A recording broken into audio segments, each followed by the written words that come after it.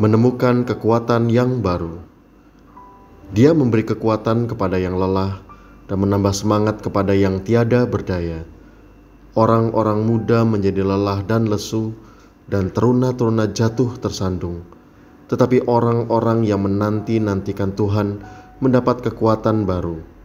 Mereka seumpama Raja Wali yang naik terbang dengan kekuatan sayapnya.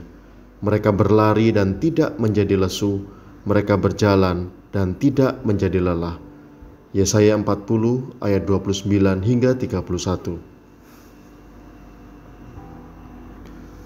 Burung Raja Wali adalah burung yang berumur panjang, sekitar 70 tahun.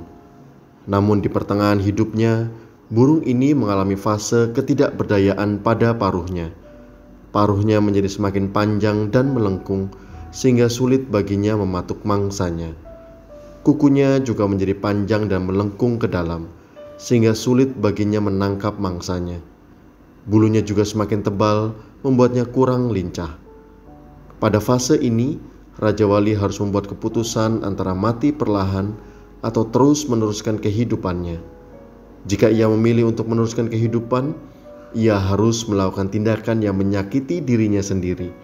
Ia terbang ke tebing yang tinggi dan sunyi, lalu mematuk-matukan paruhnya ke tebing hingga paruhnya terpotong, menggores-goreskan jarinya ke tebing hingga kukunya tanggal semua, dan mencabuti bulu-bulunya yang tebal. Setelah itu, ia berdiam diri selama beberapa bulan tanpa makan, hingga akhirnya paruhnya tumbuh kembali, kukunya tumbuh, dan bulunya tumbuh. Saat inilah burung Raja Wali menemukan kembali kekuatan yang baru.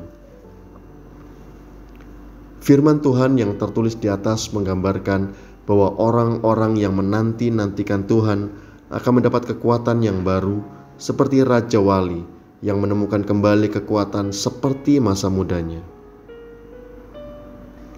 Berapa banyak di antara kita yang di pertengahan kehidupan mengalami kelesuan dan rasa frustasi.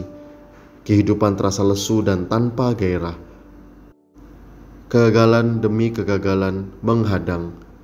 Persoalan-persoalan tak henti-hentinya. Mengapa ini bisa terjadi?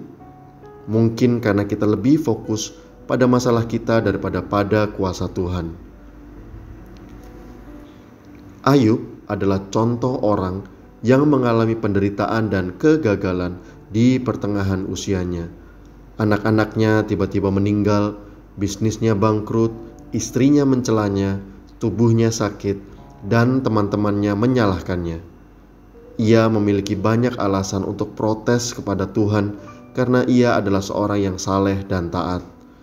Ia punya alasan untuk menyerah dan mengakhiri hidupnya. Awalnya, ia memprotes Tuhan atas semua penderitaan yang ia alami. Namun, akhirnya ia mengakui kuasa Tuhan dan menyesali semua keluh kesahnya. Ia dipulihkan, memperoleh semangat yang baru, dan mampu mendoakan teman-temannya yang telah menyalahkannya. Ia bertemu dengan hadirat Tuhan, dan segala yang ia kehilangan dikembalikan 2 kali lipat. Jika saat ini Anda berada di usia pertengahan dan mengalami keterpurukan, ingatlah bahwa ini bukan akhir.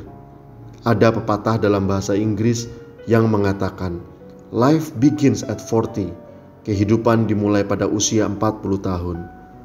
Usia pertengahan adalah saat kehidupan yang sebenarnya dimulai. Hiduplah seperti Raja Wali, temukan fase kekuatan yang baru.